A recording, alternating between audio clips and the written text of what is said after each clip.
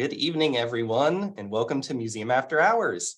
I'm Trey Johnson, Assistant Director of Education and Outreach here at the Kansas Historical Society. We have an excellent program lined up for you tonight. James Montgomery, Abolitionist Warrior. James Montgomery, a key player in the Kansas Territory Free State movement, went on to command Union troops during the Civil War. With the assistance of Harriet Tubman, African-American troops under the command of Montgomery took part in the 1863 Combahee River Raid, which freed almost 800 enslaved people from South Carolina plantations. While much of the Civil War service lay in the South, Montgomery also commanded Kansas troops in Kansas and Missouri in 1861 and 1862, and in the 1864 Battle of Westport. Our guest this evening, author Robert C. Connor, will examine the life and actions of Montgomery, which helped contribute to the abolition of slavery. Connor is a former journalist and author of the biography General Gordon Granger, the Savior of Chickamauga and the Man Behind Juneteenth, as well as the historical novel, The Last Circle of Ulysses Grant. He's the recipient of 2 awards from the New York Associated Press Association and lives in upstate New York, where he volunteers with Ulysses S. Grant Cottage National Historic Landmark. As always, we'll have some time to answer questions after the program, so be sure to use the Q&A feature or the chat to pose questions as they come to you, and we'll get to as many as we can. So let's all welcome Bob Connor. Thank you. Now I have to, Trey was giving me directions on how to operate this, and I forgot to do it, but here we go. So here we have really the only 2 good photographs of Montgomery. The cover of the book is hand colorized, contemporary hand colorized from probably 1863 in the uniform of the 2nd South Carolina Infantry, a black regiment, which Montgomery raised troops across the South, really, from Florida up to South Carolina in early 1863. The one on the right, which comes from you guys, we paid a modest fee to use it in the book. It's the frontispiece, if that's how you pronounce that word, on really the best image we have of Montgomery. And both of these are visiting cards, which he had as colonel of regiments. He was, the Kansas Historical Society photo is from 1862, when he was commanding several regiments, kind of the remnants of the, couple of regiments, the remnants of the Jim Lane's Kansas Brigade. As Trey mentioned, I have written a couple of other books.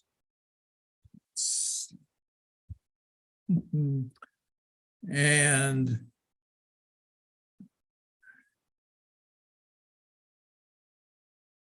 Trey, this although this worked on the practice session, I'm not seeming to be in control of it. Are you in control of the PowerPoint over there? No, it looks like it might just be taking a second to catch up when you advance the slide. Try clicking on the screen for me. All right, I will do that. I apologize to everybody else. I'll stay here as long as you want to make up from these technical blunders. Okay, here we go. Yes.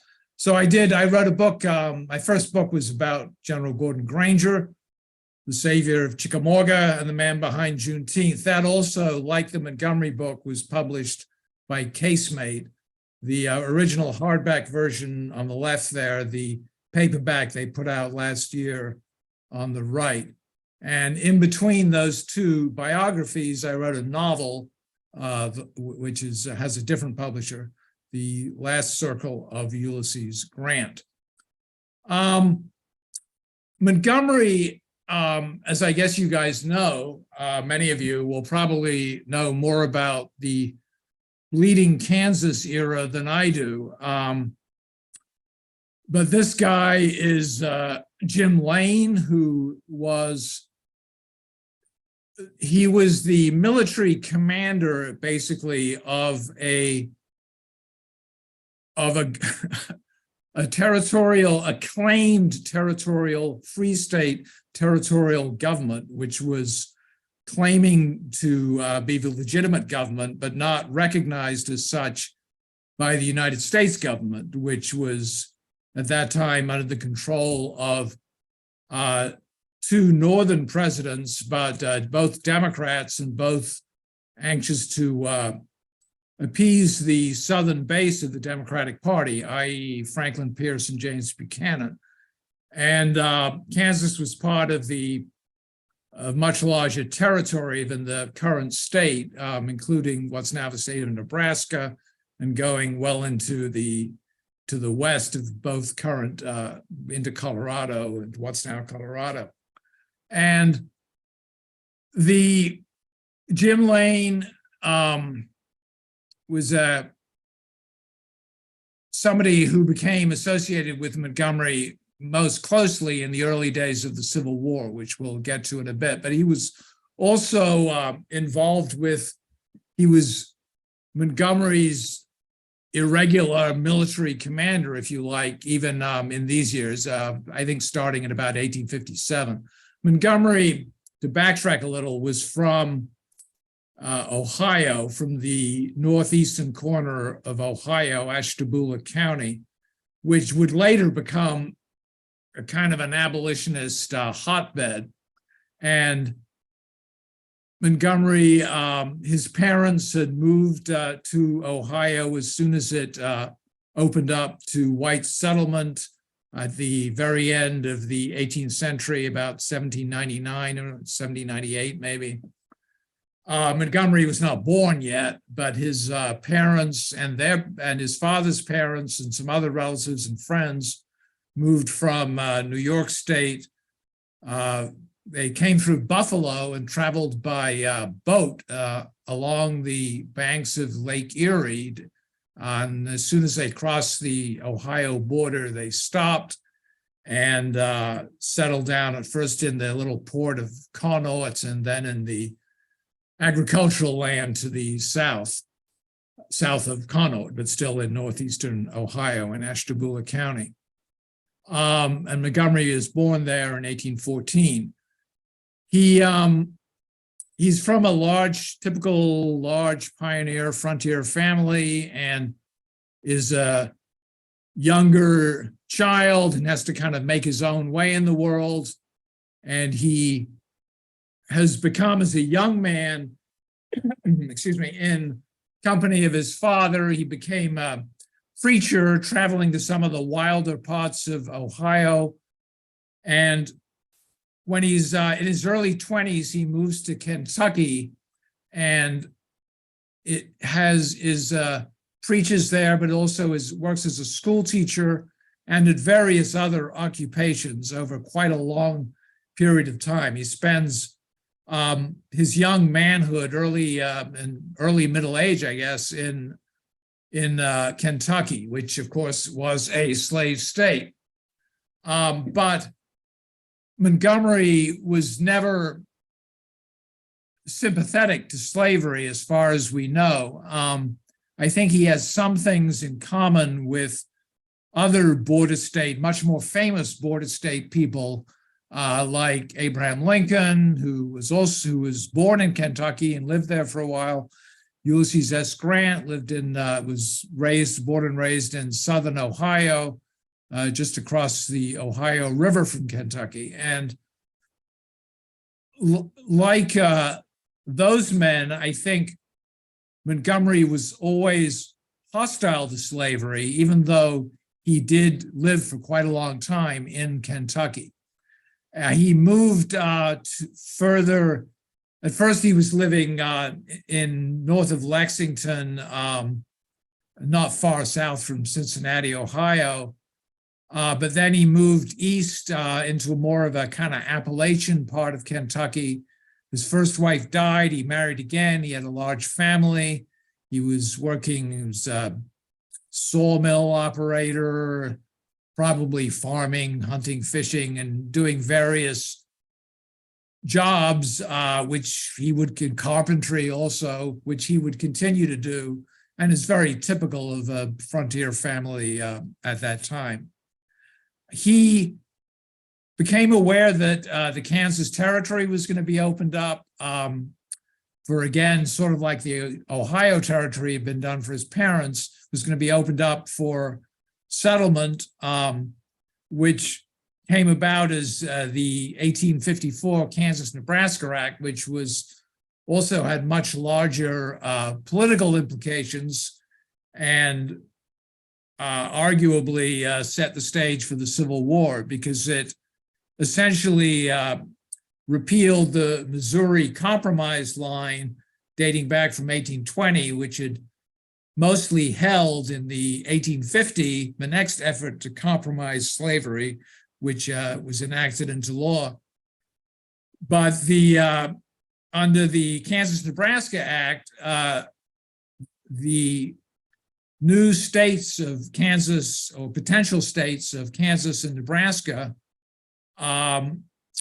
it was going to be up to the voting settlers, i.e. the white male settlers, as to whether they're going to be slave or free states. And that it was the basic cause of the Bleeding Kansas irregular warfare, which flared up in the next few years. Lane, as I mentioned, became the leader of a military leader of the Free State Forces, even though his views on blacks were ambiguous, one might say. He was a Douglas Democrat before he eventually would become a Republican, but he was not sympathetic to black settlement in Kansas, as opposed to this guy, Charles Robinson, who was also would become closely associated with Montgomery. And Robinson was more willing to accept blacks settling in Kansas, voting in Kansas, than initially Lane was. Robinson would eventually become governor, the first governor of Kansas in 1861, and would award Montgomery his first military commission as a colonel. Before we get to the Civil War, though, there is this guy, John Brown, who is in Kansas twice. The first time he becomes famous, or infamous, I guess, at first, with the Potawatomi Massacre of 1856, when Brown and his sons essentially kidnapped 5 pro-slavery settlers who were not involved in any armed conflict with him or anyone else, but takes them out and executes the men, which obviously contributes to the increasing bitterness and mutual atrocities of the Bleeding Kansas conflict. Then after that, Brown is involved in a couple of more legitimate battles and kind of makes his reputation, but then eventually flees Kansas, but returns in 1858. Montgomery has not met him yet in 1856, but does meet him in 1858 and kind of keeps some distance from him, but also cooperates with him. But he's leery of cooperating too much, in part because by 1858, Kansas is on its way to becoming a free state, as is Nebraska. The abolitionists from the Northeast and elsewhere have helped fund immigration of free state people into Kansas, and they are politically overcoming the pro-slavery side. Initially, back in 1854, 1855, there was a good deal of fraud committed by the pro-slavery side, which radicalized people like Jim Lane in particular, and backfired essentially. But by 1858, really, the political conflict in Kansas is going to the Free State side. But where Montgomery lives, and south of there, including Fort Scott, is the last remaining pro-slavery where the pro-slavery party remains strong. And so there's some continued military conflict down there. Montgomery at one point it raids Fort Scott, but doesn't bring Brown along because he thinks Brown is going to burn the town down, which Montgomery doesn't want to do. When Brown a little later goes on to a raid in Missouri and frees a dozen slaves, comes back through Kansas, Montgomery does help him get away and get the slaves away too. And that's the last Montgomery sees Brown, but he's radicalized by Brown and by Brown's vision that the slavery issue is going to require violence and ultimately slave rebellions or a civil war to solve, a prophecy which I guess is ultimately vindicated. Brown in 1859 goes to Harper's Ferry and tries to foment this slave rebellion, is captured and hanged. Montgomery is involved in a very serious effort by Northeastern abolitionists, including Thomas Wentworth Higginson, to, if not to free Brown himself, then to free some of Brown's associates who remain imprisoned after Brown's execution. And Montgomery, in fact, goes to Charlestown, Virginia, where those people are being held, with an associate of his from Kansas, Silas Soule, but they ultimately, that operation does not go ahead, and the two men left are hanged. But in 1860, Montgomery is still active in politics, in Republican politics, trying to get Lincoln elected.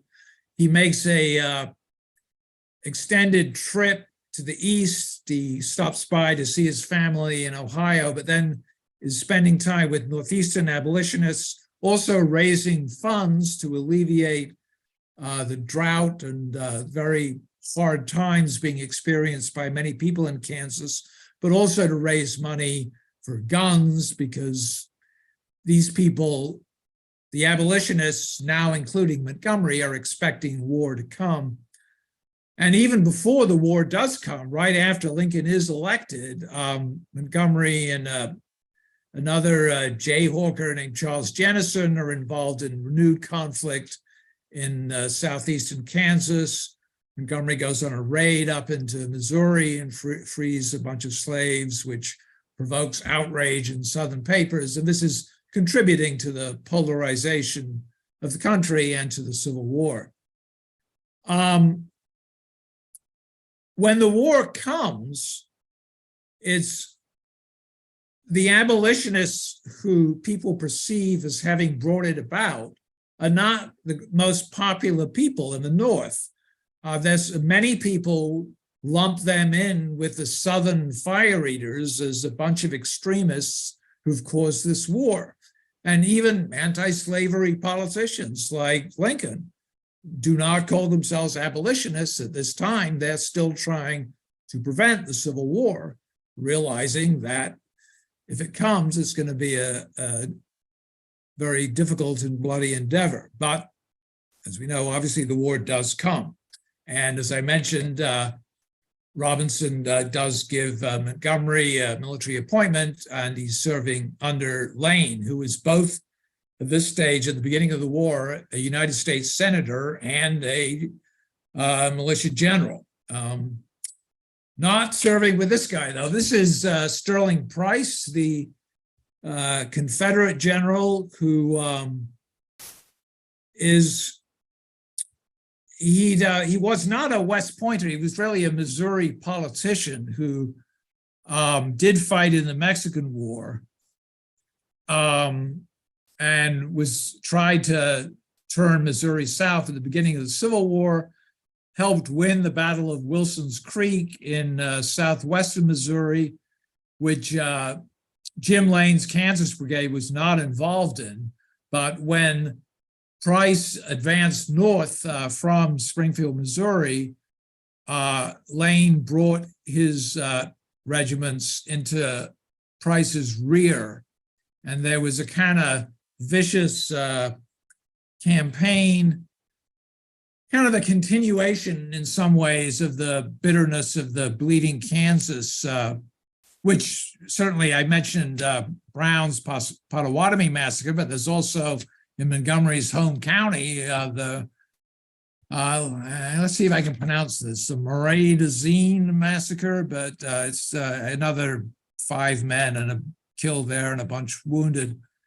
And that was done by Confederate, I think Charles Hamilton, pro-slavery guy, I should say, in 1858. So there's this bitterness of tactics on both sides is continuing as the Civil War starts. On the Union side, especially in Lane's brigade, which brings us to this grim thing, which I was not aware of before I started writing this book, and which actually the key source on this, what happened here, is a guy named Joseph Trago, and I paid a modest fee to have you guys at the Kansas Historical Society send me a copy of his handwritten diary for this time where the key information is. But what happened is there's a minor skirmish. The Montgomery was in command of this expedition operating in the rear of Price. Lane was not there. The second in command was killed. Montgomery's second in command. There was a handful of casualties on both sides. But Montgomery, after the battle, has 5 prisoners shot. He lets 2 boys go, and this is not definitively stated by Lieutenant Trago, who's the main source, but there are other indications of it. But Trago does state that there was some kind of drumhead court-martial and the 5 men were taken out and shot, and there's nobody else who could have authorized that except Montgomery. So I'm afraid that he's got to take the rap for that. And I know some people think it's sentimental to object to things like this, or they'll quote Sherman as saying war is hell. But I think it's a dangerous path to go on, because obviously the other side can do that too, and did. If you look at Quantrill and many Confederate guerrillas in the Kansas-Missouri conflicts especially, but also after the war, the Ku Klux Klan adopted the same kind of terrorism. And so I'm not inclined to defend it, whether it's from John Brown, James Montgomery, or anybody else. Montgomery serves briefly under this guy, General David Hunter, who's one of the few regular Army West Point officers who is sympathetic to abolitionism. He serves under him at first in Kansas. Then Hunter is transferred to the Department of the South, which is headquartered on the Sea Islands off the coast of South Carolina and Georgia. And before Montgomery will eventually end up there, but before that, he's at first he's kind of Lane's brigade is wound up, and there's some reasons for that. Not only did they miss the Battle of Wilson's Creek, they also missed the decisive battle, arguably, at Pea Ridge in northwestern Arkansas, which really decided the fate of Missouri for the war. I think there was a reluctance then, as there would be again 3 years later, to let Kansas troops serve out of Kansas. But in any event, that's kind of wound up. But then Montgomery is trying to raise, under Lane's authority, new regiments of Black troops. Montgomery has started off very early. Back in 1861, he was employing Black Teamsters. And then earlier in 1862, there are reports of him having Black troops and Indian troops among the very earliest, but not really authorized by the United States government. But Montgomery does raise a regiment, but that he doesn't get the command of it. And Lane and Robinson are feuding by this time. Kansas politics, which you guys probably know more about than I do, and which only gets more murky in 1864. Anyway, he's sort of on the outs in Kansas, so he figures his best shot of getting back into the war, because he resigns his commission when the Kansas Brigade is wound up. And the Kansas Brigade is unpopular with people like General Halleck and the Lincoln administration in general, which is trying to pursue a policy of keeping the pro-union but not anti-slavery unionists happy in the border states and in the United States Army. So Lincoln is still keeping the abolitionists at arm's length. But Lincoln is changing, because after the Battle of Antietam, he issues the first version of the Emancipation Proclamation, which goes into effect on January the 1st of 1863.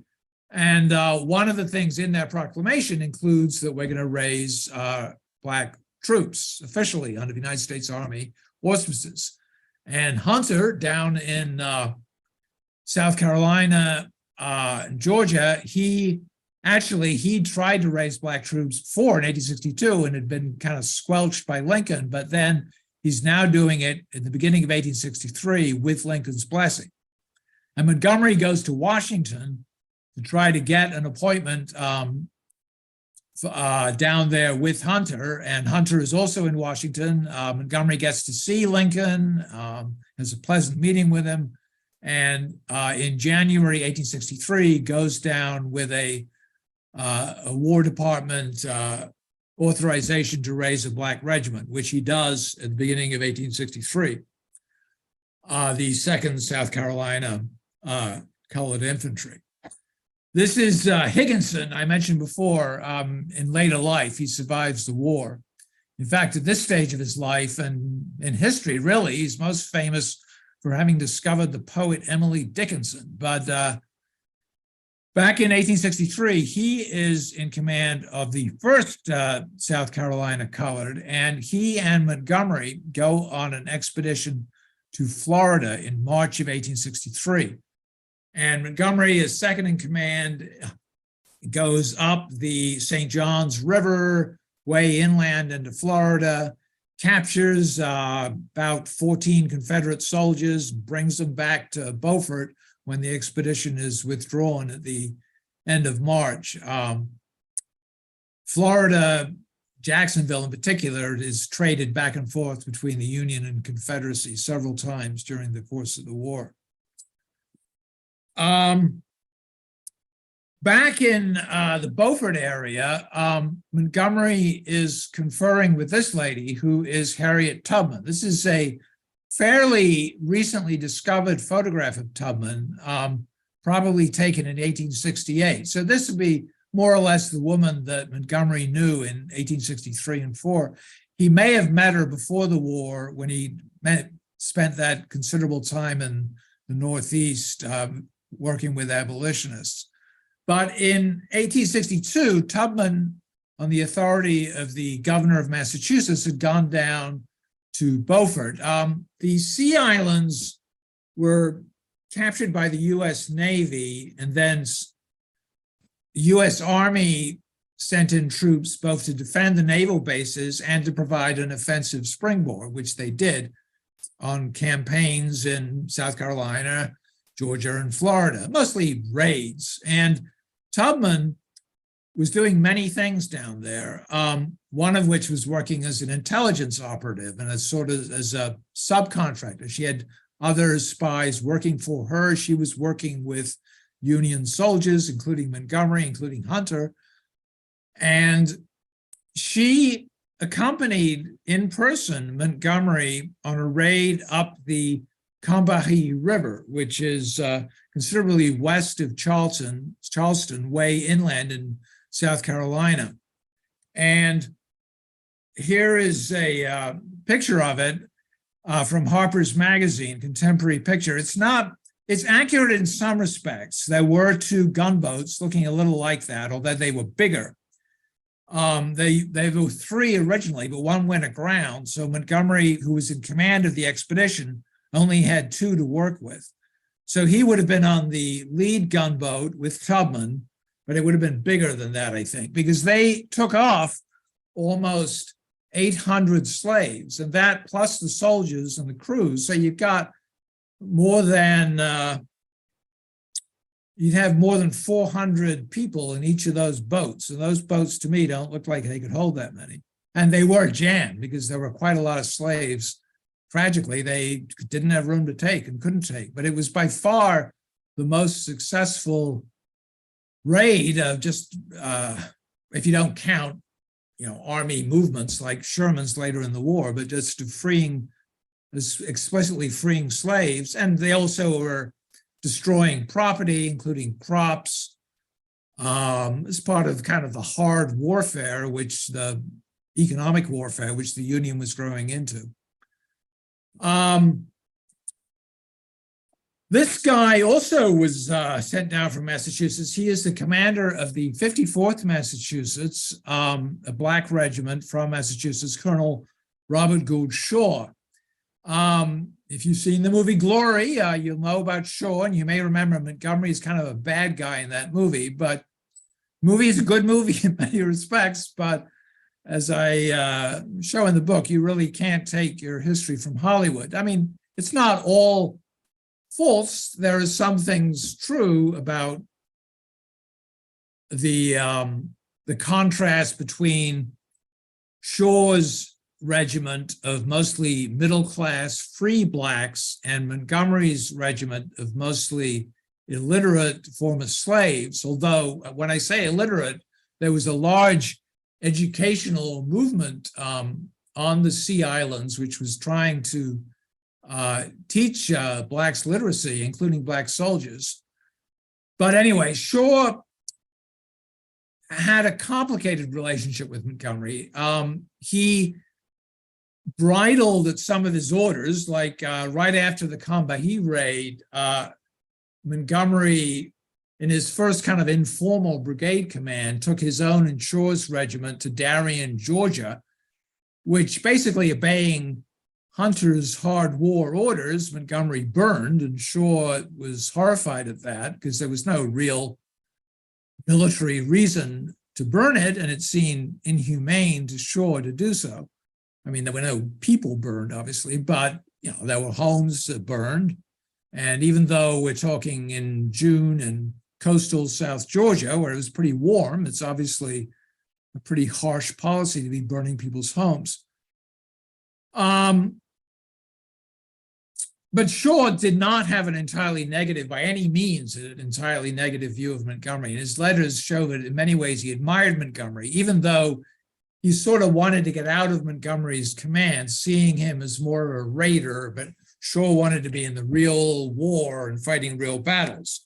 So he did, and he left Montgomery's command, and this is Quincy Gilmore, who's succeeded Hunter as the general in charge of the Department of the South. Unfortunately, like Hunter, he wasn't the most effective of generals, and him and a guy named Truman Seymour, their plan to attack Fort Wagner, a Confederate fort near Charleston, failed. 54th Massachusetts in the advance suffered heavy casualties. Shaw was killed. Then Gilmore, who was pretty good at siege warfare and gunnery, that was his kind of claim to fame, laid siege to Fort Wagner. Montgomery got his first formal brigade command, a 3-regiment command, including the 2nd South Carolina and the 54th Massachusetts. And they do eventually capture Fort Wagner. The Confederate general, who's the equivalent of Hunter and Gilmore, is this guy, General Pierre Gustave Touton de Beauregard, who looks like a very swish, very upper-class West Point kind of guy, but he was a pretty competent general, and he really strategically, he outgeneraled Hunter and Gilmore, I would say, and the front really, the main focus was, Beauregard's main focus was defending Charleston. He was also in charge of all going right down to Florida through Georgia at that time, and did a pretty good job of it. And here is Truman Seymour. I mentioned before the guy who was wounded at Fort Wagner, but he comes back and he's going to lead an expedition, another larger expedition to Florida, which Montgomery is going to be involved in early 1864. Lincoln has a political idea of reconstructing Florida. There's also some military reasons to cut off beef and other supplies coming from Florida to supply Confederate armies, Joe Johnston's army mainly. And so they go down into Florida. Oddly, that Seymour has 4 brigades under him at this battle in February 1864, but they're all commanded by colonels, and one of them is Montgomery. He commands the reserve brigade, which is brought up fast. Well, at first, Montgomery marches on his own authority, but then those orders are confirmed by Seymour because the Union front is collapsing, and Montgomery's 2 regiments, still the 54th Massachusetts, but now he's got the 1st North Carolina. For some reason, the 2nd South Carolina he's lost control of for the moment. But they kind of saved the day, really, at the end of that battle and stabilize the Union front and allow some kind of orderly withdrawal. And the Union does withdraw back to Jacksonville, but there are heavy losses. It's a very grim incident of atrocities after the battle.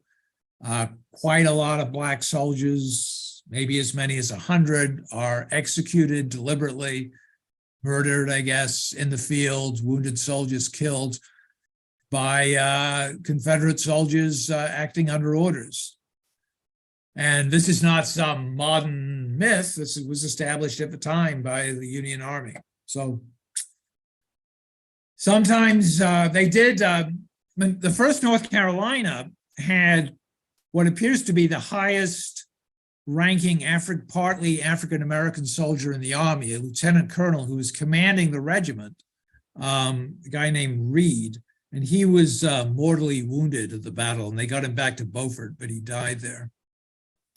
But Montgomery went back. That regiment was badly shot up, and Montgomery went back with them to Jacksonville. And he stayed on in the South for a few more months, was engaged in more operations. But eventually he got sick. He took a sick leave, and then he resigned his commission and thought that the war was over for him in August of 1864. But no sooner as he got home, then Sterling Price, this is not Sterling Price, this is Thomas Kearny, another Kansas politician. He's now the governor who's replaced Robinson. But remarkably, and I don't blame you Kansans, I think politics everywhere is like this, but even though Sterling Price had swept through most of Missouri, threatened St. Louis, threatened Jeff City, and then was moving west, and he's threatening Kansas City and Fort Leavenworth.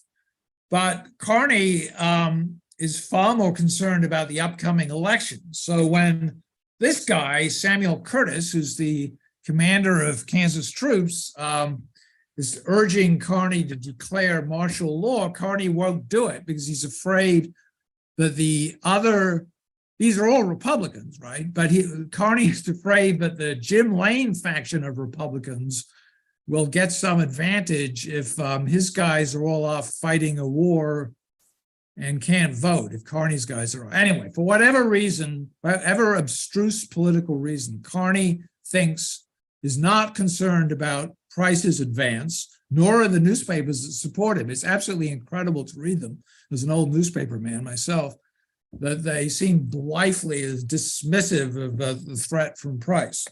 But eventually Curtis does persuade Kearny to declare martial law. And here is a nice little piece of folk art for the 2nd Kansas Militia Regiment, which is on the march to the border on October 12th, 1864, which the border meaning the border of Missouri, which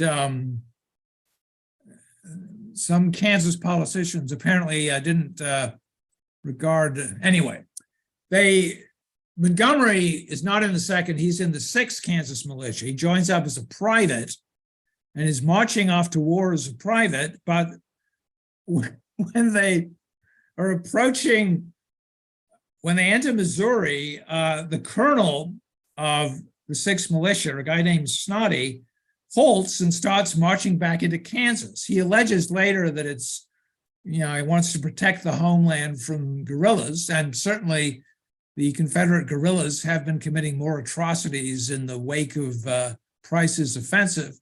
But it really seems it's more part of this absolutely crazy political dispute that was going on. That is certainly what this guy thought. This is, I guess, the Kansan who was the senior general in the war, James Blunt. He, as you might guess, had been a Free State politician before the war. He was, at the beginning of the war, he served under Montgomery as his lieutenant colonel. But now he's a major general serving under Curtis, and he rides up to Snoddy's regiment, places Snoddy under arrest. I think he also places I could be wrong about that. I think he places Deitzler under arrest too. Deitzler is the head of the entire Kansas militia, and he's released pretty soon. But Snoddy is kept under arrest until after the Battle of Westport. Anyway, so perhaps with Blunt's encouragement, but perhaps just spontaneously, the men elect Montgomery as colonel of their regiment. So he has a very sudden reappearance as a colonel. So he's really goes through most of the Civil War as the rank of a colonel. And Blunt fights some withdrawal, some delaying actions as Price advances through Missouri. And then they decide to make a stand at Westport, south of Kansas City. Today it's in Kansas City in Missouri, but close to the Kansas line. And Blunt's division, in which Montgomery is serving, the 6th Kansas Militia, unlike most of the militia regiments, are in Blunt's division, not Deitzler's. And in that brigade, the brigade, Blair's brigade, in Blunt's division, in which Montgomery serves, Montgomery gets his troops to the battle on time in the morning, earlier than anybody else in Blair's brigade, and much earlier than anyone from Deitzler's division, and is able to participate early in the Battle of Westport, plays a pretty key role in protecting key Union battery in Blunt's first attack. There's sort of a joint, the Confederates are advancing too. And then the battle goes back and forth. Curtis arrives, Montgomery goes back and forth with his troops a couple of times. And then Pleasanton's Missouri cavalry on the Union side come up and break through the flank. And then Price's army is driven into headlong retreat. Montgomery, the militia are let go after the Battle of Westport, which is a decisive battle in the campaign. But Montgomery continues on going down with Curtis and Blunt in pursuit of Price. He doesn't appear to have been personally involved in the Battle of Mine Creek. That's really a cavalry battle. In fact, his hero is a 30-year-old lieutenant colonel who's commanding a brigade, a guy named Frederick Benteen, later claimed to fame, was really saving the 7th Cavalry from annihilation at the Battle of the Little Bighorn. Anyway, Mine Creek, the biggest battle in the history of Kansas, I believe, and crushing Union victory and driving Price off into Indian Territory eventually. And there, Montgomery is buried in a little United States cemetery, part of the larger cemetery in Mound City, Kansas.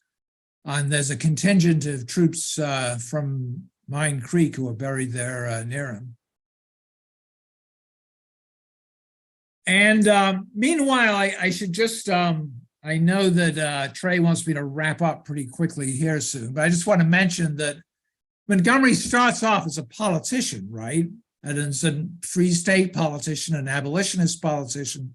And meanwhile, in the course of the Civil War, the abolitionists are succeeding. And by 1864, the president, Lincoln, is elected on an explicitly abolitionist platform. And so finally, he and even more conservative Republicans like William Seward, who joked about it, he said, we're all abolitionists now.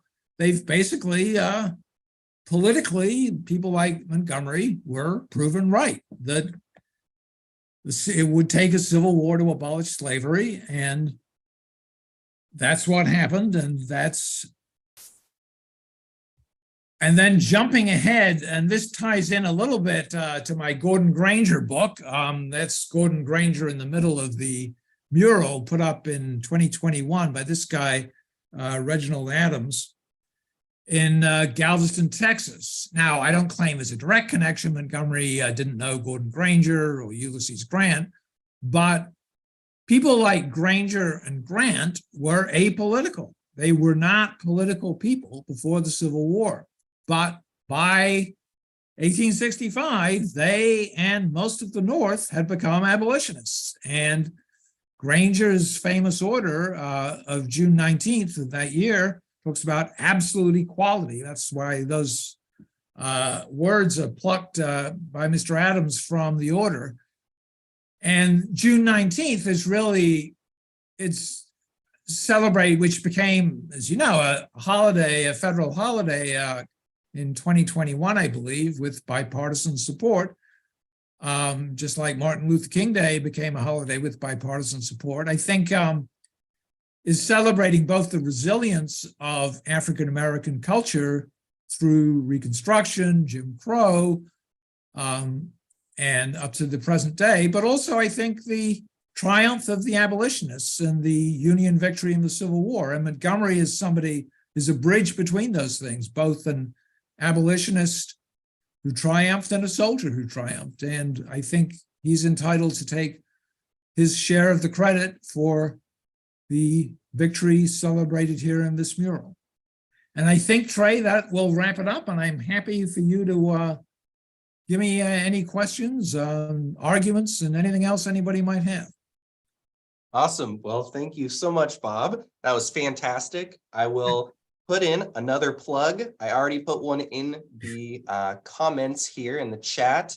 I gave you a nice link to our museum store, but be sure to go pick up James Montgomery, Abolitionist Warrior. You'll get even more of what you got a taste of this evening.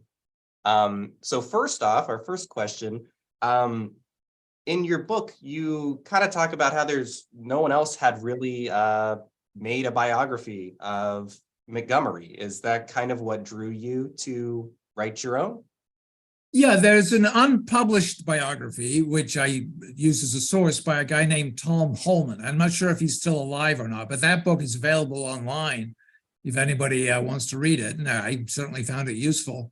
But yes, with Granger also, I'm sort of like a scavenger, an opportunist. So nobody had written a biography of Granger, so I went for him, and then I did one of Montgomery. Lots of people have written biographies of Grant, so I went the fictional route with Grant instead. We've got a question from Vicky here. Would Mr. Connor consider another presentation? Not sure where, but sure. I'm always up for presentations. Well, I'm sure Bob would be more than happy to give an email or a contact. If not, I can send that to you later, Vicky, if you want to reach out to us. Sure, yeah. My email is bobconnor8@gmail.com. All right, bobconnor8@gmail.com. There you go, Vicky. Well, the another question, You talked about in the Battle of Westport, the injured Black troops simply Right. being executed instead of being captured. Was this kind of a regular occurrence in like a Confederate practice, or was this something? Well, there are other incidents of it, but I'm not sure that I'd go as far as calling it a regular practice. I think troops being enslaved was being put, especially back into slavery, was a much more regular occurrence. But in this case, I mean, there's evidence of some Confederate officers saying they're not going to take any prisoners, and then there's evidence of, mostly from the Confederate side, that it did happen. And it, there were not the Union Army. I cite in the book, and I can't remember the precise details, but there were clearly discrepancies in. There should have been more survivors than there were, and the evidence clearly points. It's sort of like the evidence of Morristown. There's nobody saying Montgomery ordered these men to be shot, but it's pretty clear that he did, and it's pretty clear in this case that there was deliberate killing of Black troops. And possibly they're white officers, although I don't know that, but I'm not sure about that, because at least one white officer survived that I know of. So, but yes, it's obviously indefensible. You kind of, in some battles, there's just simply not a historic record of exactly what happened. Was when you were describing, especially movements, was that difficult for you? Did you kind of have to really look at the sources and then make an inference as to what? I know, especially during Montgomery's time back in Kansas towards the end of the war, there's kind of some wonky stuff going on with. Right, there's various discrepancies. One discrepancy is that on the roster of the 6th Kansas Militia, the name James Montgomery does not occur. There is his son. This is one that there was a mistake by Holman. I hope if he's alive, he'll forgive me, because he had a lot of good stuff. But he says that the wrong son was there, but that the son who was there is on the roster, but the John Montgomery is probably, who is on the roster, is probably a mistake of James Montgomery, because there's ample evidence that he was appointed colonel right there on the field. So he's got to have been there. So what appears to have happened is that Montgomery raised blacks.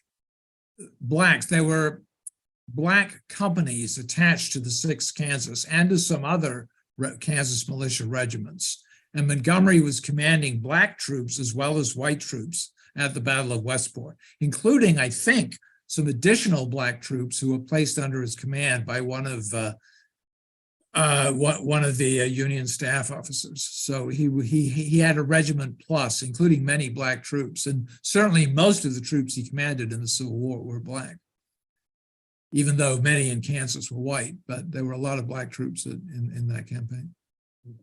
So I'm sorry, where did we start this? Yeah, the time. Battles are like that. Every battle I've written about, and one reason I think is that, the people's, watches or whatever, or estimates, people weren't, the time was, people never quite knew what time it was, and people put their own estimates in, and a lot of the time you just kind of guessing, and time was a vaguer concept back then, I think, but yeah, you've got to figure stuff out. And the military, the records of the United States published in 119 volumes, but in Washington into the 20th century, that's your best source, because it's got any battle's got a lot of stuff in it.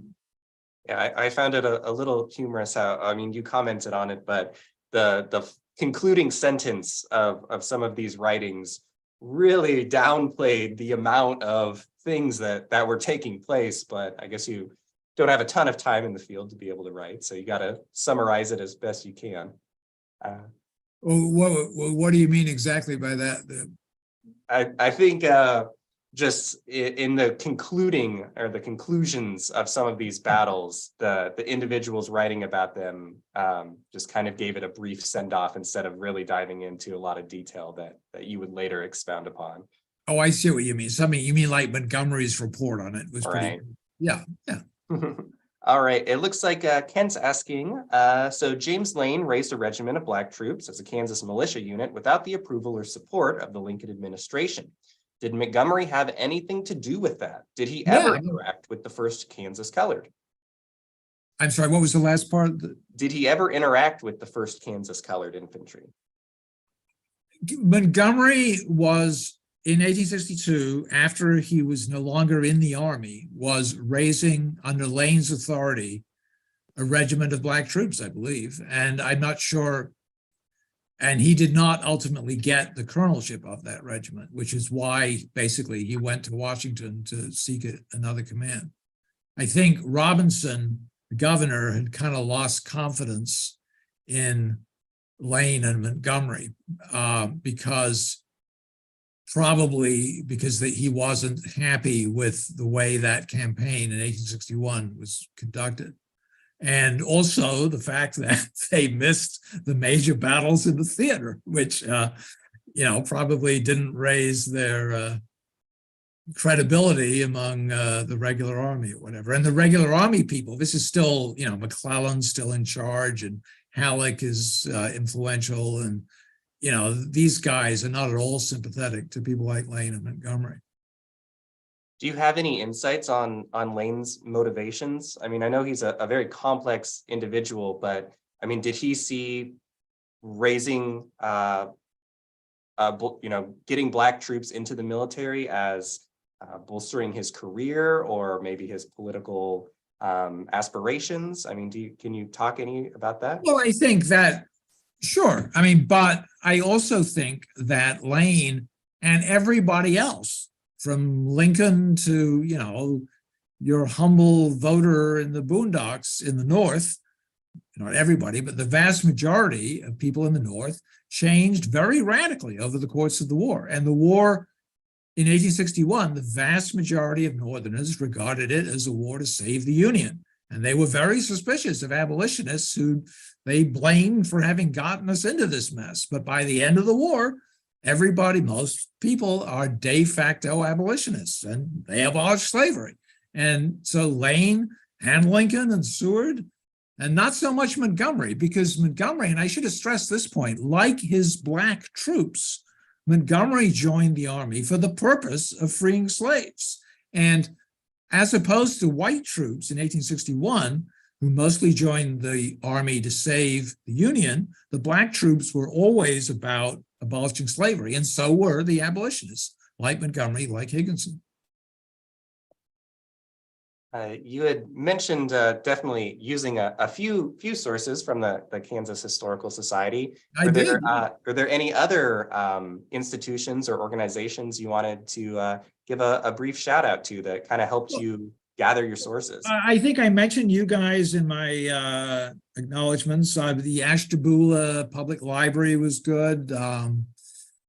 Ola Mae Ernest, is that her name? Yeah, down in Lynn County. That's where I first discovered the Holman book. And she, I let me look at the band. She has a great little museum down there. And is it Pleasanton, is it? Or the Lynn County Museum. You all got to go check it out. How come you haven't been down to Lynn County? Well, now I'll have to. I'll be held to it. Ola Mae Ernest is a lady of a certain age, but very helpful. And she, so she gave me this manuscript, and I was amazed to discover it. And then I later found it online. But so I did look at her exhibits, but I spent hours just sitting over that book until I think she threw me out, but until the museum closed. But anyway, so that was, the Holman book was very useful. Ola Mae Ernest, and I'm sure I'm forgetting people, but yeah, I traveled around. I went to Ulusty.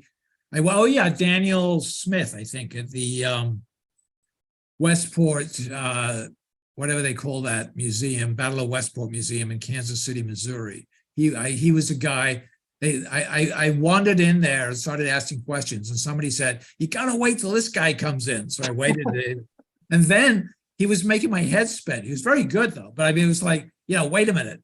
Was he in the militia? So he was under Deitzler, or no, at Deitzler? And then, wait a minute, what? They arrested the colonel? What? It was like, and the whole thing of Carney and not believing Price was coming. I mean, politics is an amazing thing. It is, and I mean, these are all people, right, on the same side. They're all abolitionists by now. They're all Republicans, but they're much more concerned with defeating each other, apparently, than worrying about this actual army descending upon them. Yeah, after so many years of really preparing for that threat, when the time is actually there, doubting it. That is fascinating. And you're right, reading some of those newspaper accounts are just pretty wild, because they're completely downplay the imminent threat. But just let me give a shout out also to Clorinda Montgomery, because this reminded me of her, who was, for a lot of the time, she was living in what they called Fort Montgomery, which is a few miles west of Mound City, and which Montgomery converted into a fort because it was attacked while he was away. And then after it was a fort, it was attacked also. And sometimes he's away and he's wandering around doing his thing.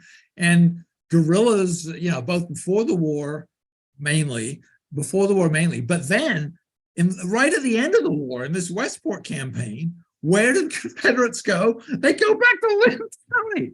And remember, again, we're laughing, and it's my fault for making you laugh. But in this very campaign, Bloody Bill Anderson had been doing these horrible atrocities in the rear of Price and around Price, and some of them was still hanging around as Price goes back. And if Pleasanton's cavalry had not kept up the pursuit, you got to worry that they might have strayed out of the path and gone. They knew where Montgomery lived and where Fort Montgomery was, and they could have gone and massacred Clorinda and her family. And after the Battle of Mine Creek, she was out there helping the wounded. And so.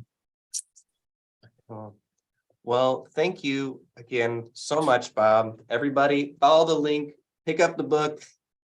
It's fantastic.